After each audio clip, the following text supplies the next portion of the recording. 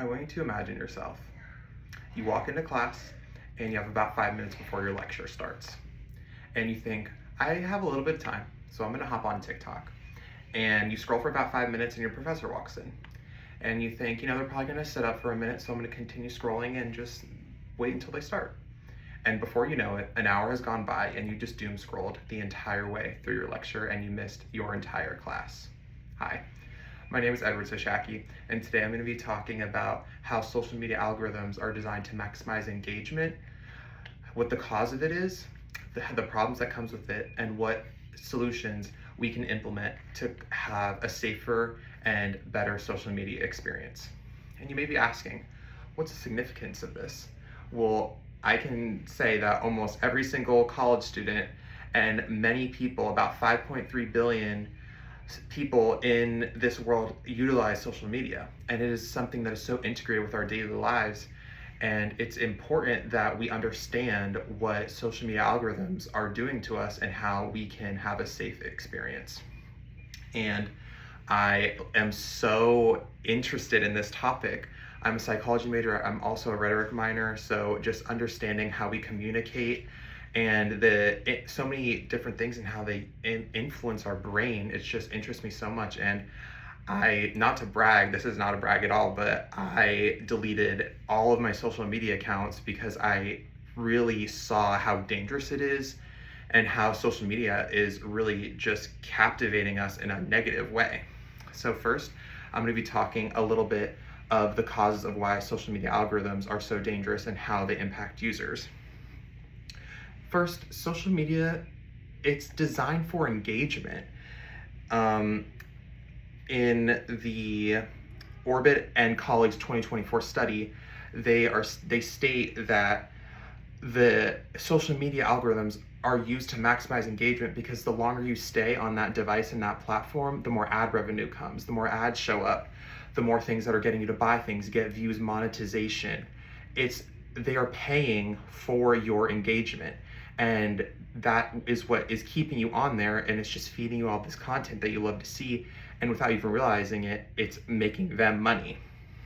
Also, in the Haugen 2021 Senate trial, she was a whistleblower for Meta. She used to work at Meta, and she was a whistleblower, and she even stated herself, an internal source stated that Meta knew that all of its algorithms and the way it worked was damaging and caused anxiety, depression, body image issues, and they knew about it and they continued to push that algorithm and that source. Now that we know a little bit about the causes of social media, let's look at some of the impacts it has on people. First, the US General Surgeon states that adolescents who use social media for 3 hours or more a day, they are at higher risk for anxiety, depression, and mental health issues. And that is just horrible. For 3 hours a day, I feel like a lot of people are on social media for 3 hours a day, and especially adolescents, because especially during the summer with all of their free time, they are just on social media so much. And it just hurts me that a US General Surgeon in 2023 states that if you were on for 3 hours more a day, these adolescents are at higher risk, and that's a very big impact. Also, Haugen in the 2021 Senate trial stated that they chose profits over people. That is a serious impact, that things that we are utilizing so much in our daily lives are choosing money and monetization over people's mental health and well-being. And that is a serious impact, because if they are prioritizing money over their users, then who knows what they'll do in the future. Next, I want to look at some of the institutional changes and solutions that we can implement to create a safer and better experience for social media users all around. The US Senate Judiciary Committee in 2024, they state that if we have transparent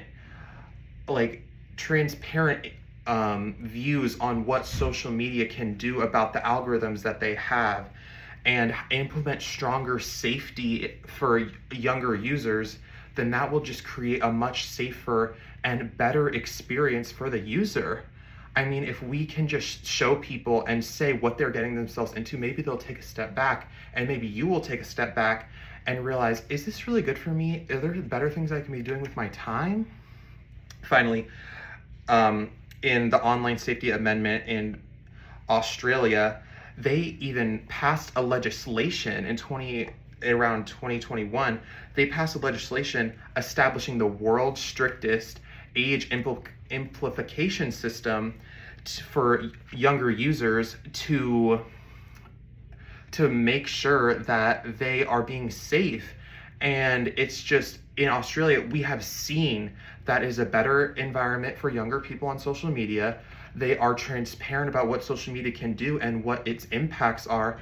And that is just showing that in other parts of the world, we have better safety regimens to protect the user. And some people may say, and I bet you're thinking this too, that's taking my freedom of speech. That's defeating the whole purpose of social media, because I want to be able to just go on social media and not worry about anybody coming at me and trying to take away my free experience. But I can tell you that that's not what they want to do. If we have stronger safety measures, then we can protect you. We can protect the user, protect your brain, because everything you're taking in, that's going to show up in other parts of your life. So it's just so important. And we have seen that there are safety measures that have been put in place, and social media is still the same over there. They are able to have free speech and just post what they want to post, and they're just being safe.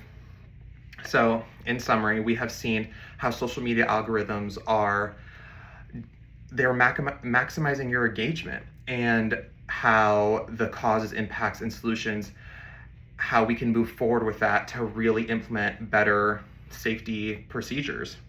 And this is, once again, it's extremely important because you probably have social media, your friends have social media. It's important because it is becoming such a big thing in our lives. And if we can move forward with it safely, it's going to be a better experience all around.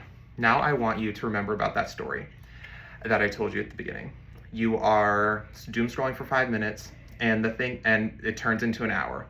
The fact is, social media is already influencing us. It's not a question of if, it's a question of when. It's already happening. So instead of thinking that it's not, you should know that it is, how we can move forward with it being safely. And instead of doom scrolling, you should put your phone down, and you should really reconsider what social media is doing to you. Thank you.